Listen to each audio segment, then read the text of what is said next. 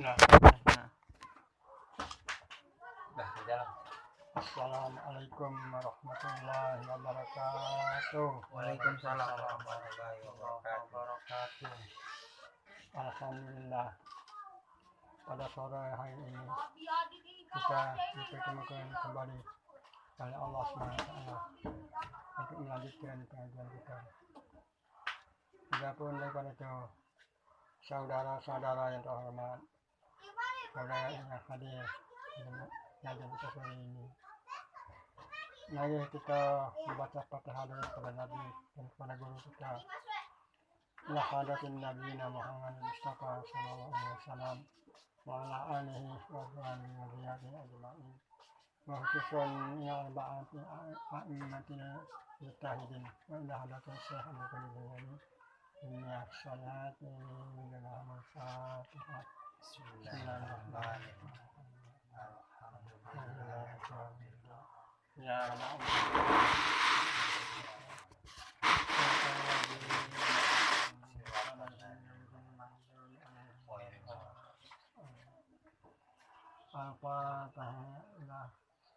Al-Fatihah sahibul kitab Kiramil Fatihah. Bismillahirrahmanirrahim.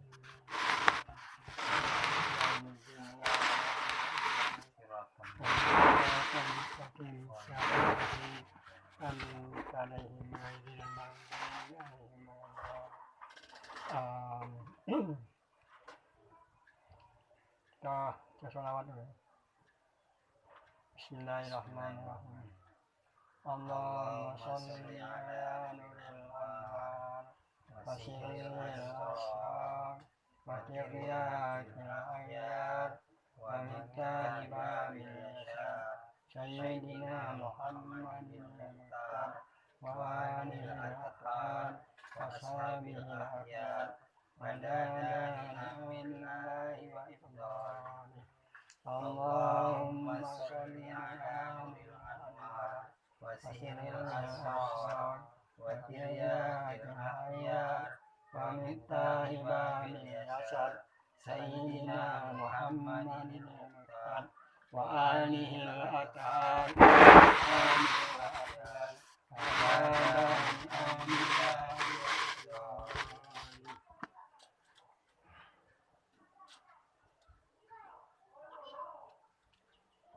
Alhamdulillah, pada sore hari ini kita melanjutkan kajian kita sifat 20 berkaitan sifat ilmu dengan makhluk.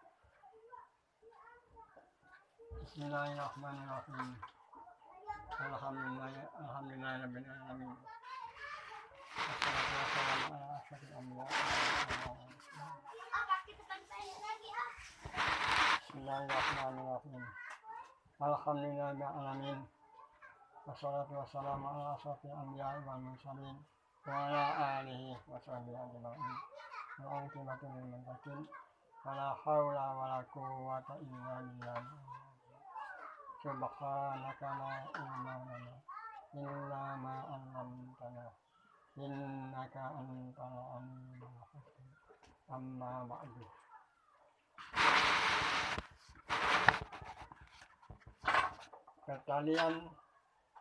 Ketalian sifat ilmu dengan makhluk. Adapun takluk atau hubungan ilmu Allah dengan alam dinamakan ia dengan takluk inkisaf. Artinya terbuka. Takluk inkisaf artinya terbuka. Takluk terbuka. Takluk inkisaf terbuka. Tidak ada bagi Allah sesuatu yang tersembunyi.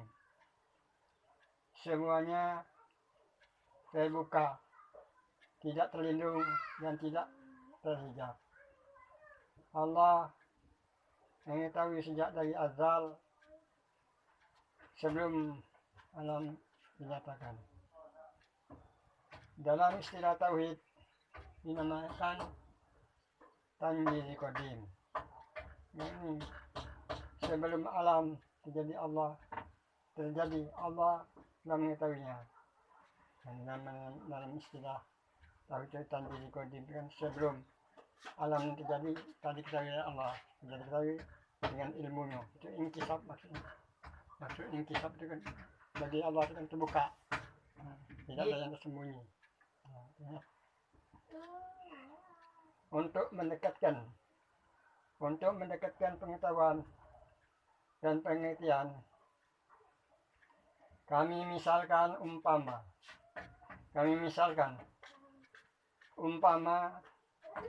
seorang guru yang akan mengajar murid-muridnya di sekolah.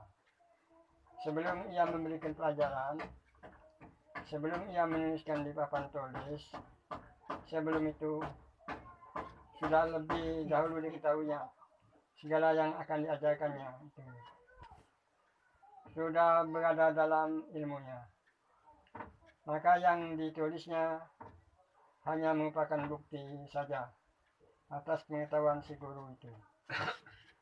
Sekiranya tulisan itu dihapus, maka pada hakikatnya pelajaran itu tidak hilang, masih tetap berada dalam ilmu si guru. Maka yang berada dalam otak si guru itu dinamakan tanjili qadim, yakni sudah tersiap di dalam otak si guru. Tinggal lagi menunggu waktu untuk dinyatakan. Dalam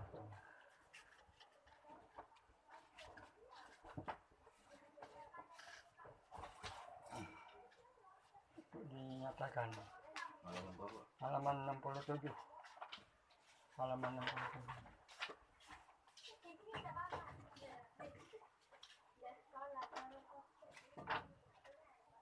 Jauh dengan jauh. Halaman 67. Ada. Waktu untuk dinyatakan. Demikian juga alam semesta ini. Yang khusus ini. Demikian juga alam semesta ini. Sebelum dinyatakan pada alam syahadah, alam yang nyata ini, maka semua alam berada dalam ilmu Allah. Sudah diketahuinya tentang bentuknya, umurnya, dan rezekinya, dan sebagainya. Tinggal lagi menunggu waktu dan ketentuan kapankah Allah akan menyatakannya. Kemudian setelah alam dizahirkan, maka tidaklah ia lepas daripada pengetahuan Allah, baik pun makhluknya dalam keadaan susah dan senang, untung atau rugi, dan sebagainya. Demikian juga alam semesta ini sebelum dinyatakan pada alam syahadah, yaitu alam nyata. Alam syahadah itu kan alam nyata, ya. Syahadah itu kan alam nyata. Ini alam nyata, alam syahadah, alam nyata. Ini, maka semua alam berada dalam ilmu Allah. Sudah diketahuinya tentang bentuknya, umurnya, dan rezekinya, dan sebagainya. Tinggal lagi menunggu waktu dan ketentuan kapankah Allah akan menyatakannya. Kemudian setelah alam dizahirkan, maka tidaklah ia terlepas daripada pengetahuan Allah, baik pun makhluknya dalam keadaan susah atau senang, untung atau rugi, dan sebagainya. Maka bagi setiap manusia hendaklah diitikadkan dalam hati dan dirasakan bahwa dirinya berada dalam ilmu Allah. Apakah manusia sedang dalam menempuh yang baik atau yang jahat. Diketahuinya segala perbuatan makhluknya, dan diketahuinya segala niat yang terlintas dalam hati seorang. Tidak ada yang sembunyi bagi Allah. Semuanya inkisab atau terbuka. Maka apabila kita diancam oleh sesuatu, atau diri kita ditekan oleh sesuatu, atau di dalam keadaan ditakuti oleh musuh, maka segeralah kita membuat kontak, membuat percayaan bahwa diri kita berada dalam pengetahuan Allah, diri kita berada dalam ilmu Allah. Demikian juga bagi orang yang merasa dirinya berilmu. Hendaklah ia sadar dan merasakan bahwa ilmu yang berada dalam otaknya itu adalah didatangkan oleh Allah. Sebelum itu tidak mengetahui. Sebelum itu dia tidak mengetahui apa-apa. Seperti firman Allah dalam Al-Quran yang diucapkan oleh malaikat, katanya, Maha suci Engkau ya Tuhanku. Sesungguhnya kami tidak mengetahui apa-apa kecuali dengan pengetahuan yang Engkau limpahkan kepada kami. Barulah kami menjadi tahu. Surat Al-Baqarah ayat 32. Sebuah cerita dari guru kami, di mana dia belajar di Mekah, bahwa ada seorang kiai yang bersifat sombong, merasa dirinya berilmu. Dia mengajar di Masjidil Haram. Maka ada seorang yang melaporkan kepadanya, katanya, seorang tukang menyewakan keledai suka marah-marah terhadap penyewa keledai, lebih-lebih terhadap golongan wanita. Maka si kiai yang sombong itu langsung saja memukul tukang keledai itu. Bagi tukang keledai itu, diterimanya saja pukulan kiai itu dengan sabar. Pada waktu kiai itu akan mengajarkan ilmunya, maka semua ilmunya telah hilang dari otaknya.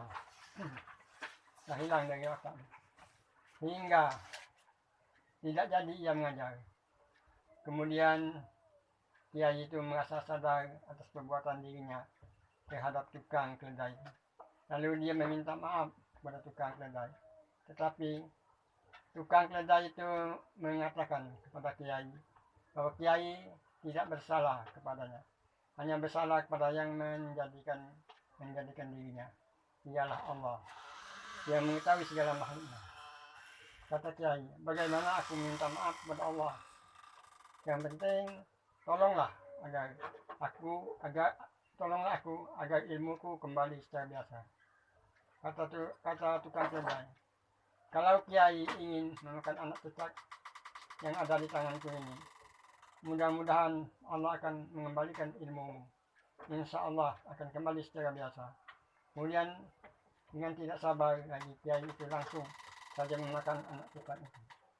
Di waktu sampai di mulutnya, terasa olehnya rasa dingin, bukan rasa anak cicak, bahkan terasa seperti air embun. Maka ketika itu kembalilah ilmu kiai itu sebagai semula. Rupanya ilmu kiai itu dimisalkan kecilnya sebagai anak cicak yang ketika itu dikeluarkan Allah dari otaknya oleh gara-gara dia merasa dirinya sombong dengan ilmunya. Demikianlah cerita pendek, kiranya dapat digunakan untuk perbandingan dan kiranya untuk menambah takut kita kepada Allah Ta'ala. Nah, ya sampai sini dulu ya. Kaget sekali lagi hubungan sifat. Ya, baik. Hubungan sifat dengan alam. Tanggal berapa tanya? 12. Ya. Sekali lagi hubungan sifat dengan alam. Jadi kita ngaji sehari ini, kajian kita ini tentang sifat ilmu. Sifat ilmu ini kan dengan makhluk. Jadi ilmu Allah Ta'ala itu kan berhubungan dengan makhluk, dengan alam ini kan tidak putus. Tapi mana dia kata tidak putus, dia dewek yang membuatnya kan? Dia yang mendawinya bahwa Allah itu kan menjadikan alam ya. Jadi alam ini belum ada ini ya, alam ini belum dibuatnya, belum dirohimnya. Bentuk alam ini, bakal isi alam ini sudah dalam ilmu dia, sudah diketahuinya.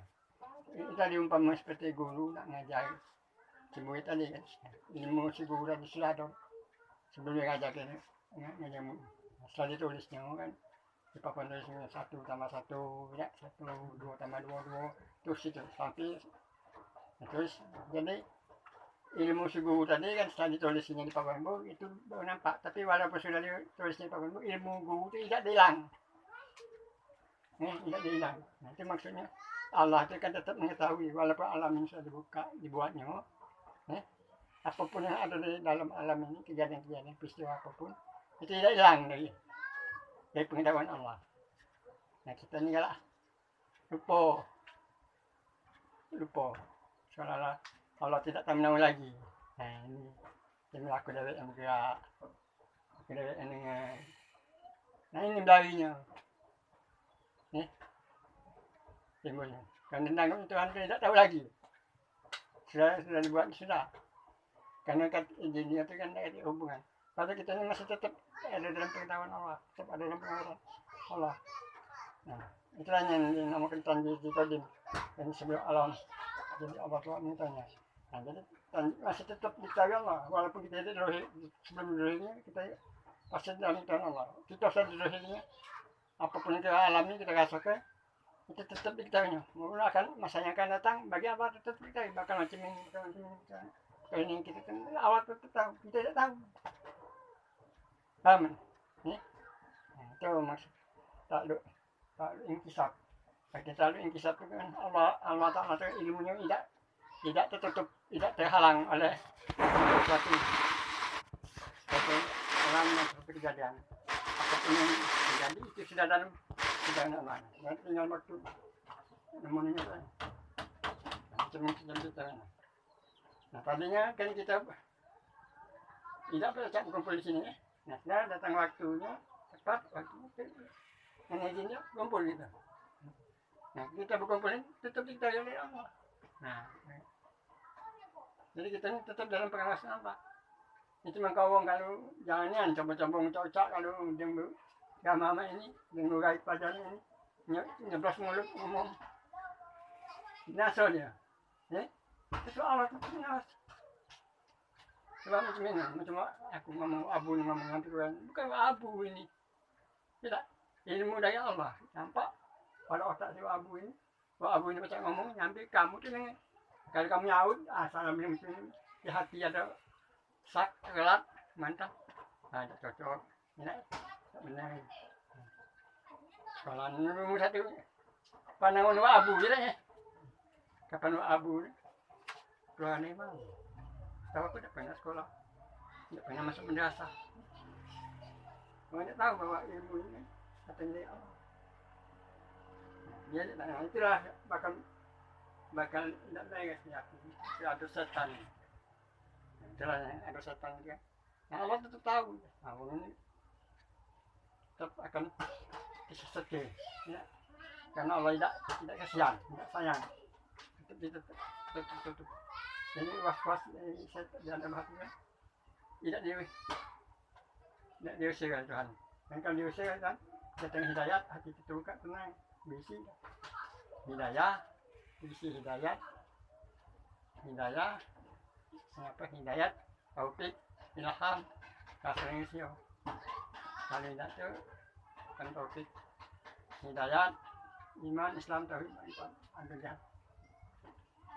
Itu sudah berjalan. Kalau lama-lama ngaji suami masih tidak ngerti. Nah itu uang itu tidak diizinkan walaupun dia duduk cukup lah. Kalau dia diizinkan Allah pasti ada raso kan hati kan ada raso. Dia mandang uangnya, dia mandang pendidikannya, pandanglah yang datang. Nah, itu kan kapan ada kasus itu kan menjalan. Timbul ke syariat, ada kan, ke tarekatnya ada, ke ilmu makrifahnya ada, ilmu hakikatnya ada. Nah itu kan berjalan ilmu ini. Jadi ilmu Allah itu kan berjalan pada diri kita. Nah itu maksud ilmu kan. Tapi kalau Allah tidak gaduh dalam pelajaran ini, kita tidak digaduhinya untuk ilmu, tidak mengerti lama-lamanya. Tidak mengerti deh. Sebodoh-bodoh orang kalau dia digaduhin Allah untuk ngerti. Didengar kenyataan diikuti, ya sudah dapat. Orang mau itu bodoh, tidak baca-baca. Tidak baca-baca, tidak tulis. Ini mentang-mentang tidak baca tulis, dan berucap-ucap di hati sana mengangkor kan. Sudahlah ini abu macam itulah. Kalau yang abu ini memang katanya ilmu kata apa? Abu.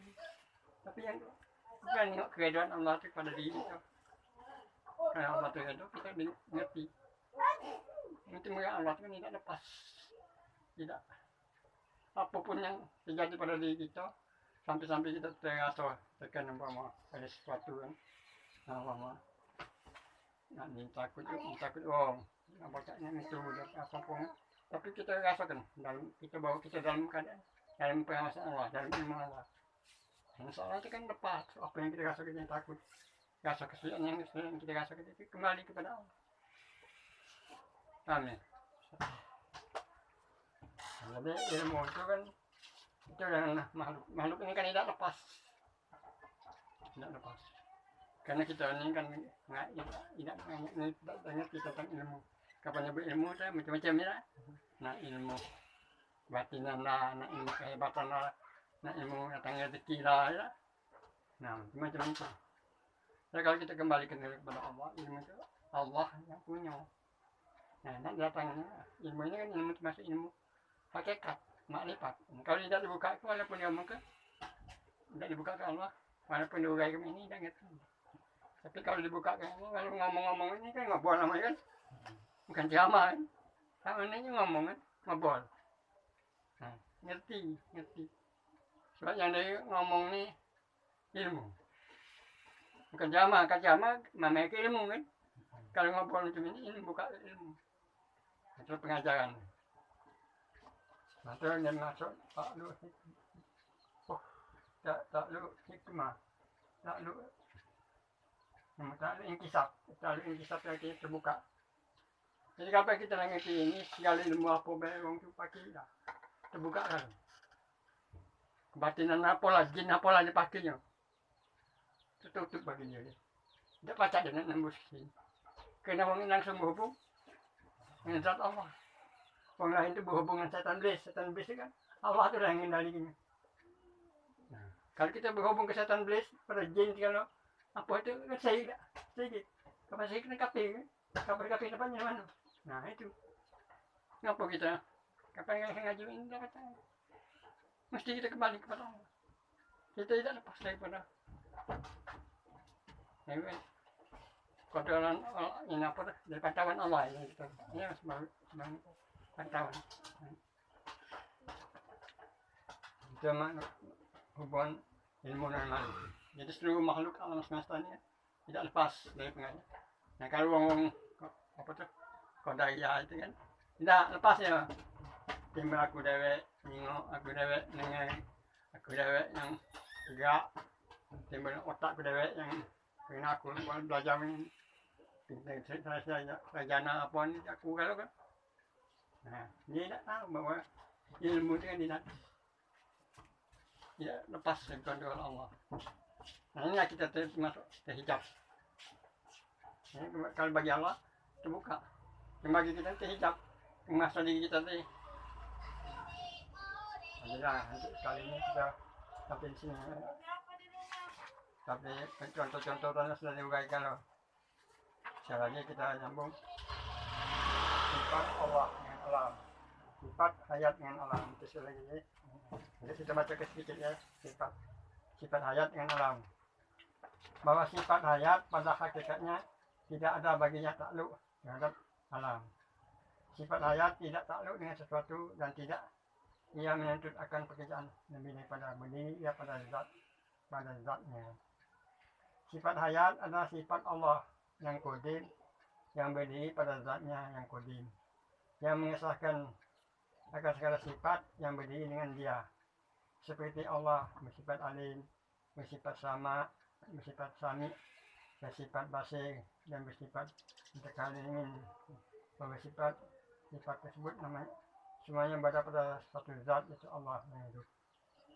Kita wajib mengikrarkan bahwa sifat hayat adalah sifat Allah yang tidak pernah bercerai dengan zatnya yang qadim, seperti juga sifat-sifat ma'ani yang lain. Lebih tegas tekadkan bahwa yang hidup adalah Allah sendiri, yang hidup dengan hayat. Karena sifat hayat tidak boleh didiri pada zat yang lain daripada zat Allah. Adapun yang lain daripada Allah, hidupnya adalah semata-mata dengan izin Allah, bukan dengan hayat. Sehingga hidupnya makhluk itu kita menjadi tanda untuk menunjukkan Allah yang hidup. Nah, ini hati ini. Itu bukan hidup dengan hayat. punya hidup dengan hayat, tidak. Kita ini hidup dengan izin. Ya, karena zat hayat itu semata-mata bergantung pada zat Allah. Nah ini pasti ini Yupi. Ya, banyak kan YouTube itu. Ruh itu ya zat Tuhan. Muhammad itu ya zat Tuhan intinya. Nih, nah, di sini di kajian kita kan ini nah.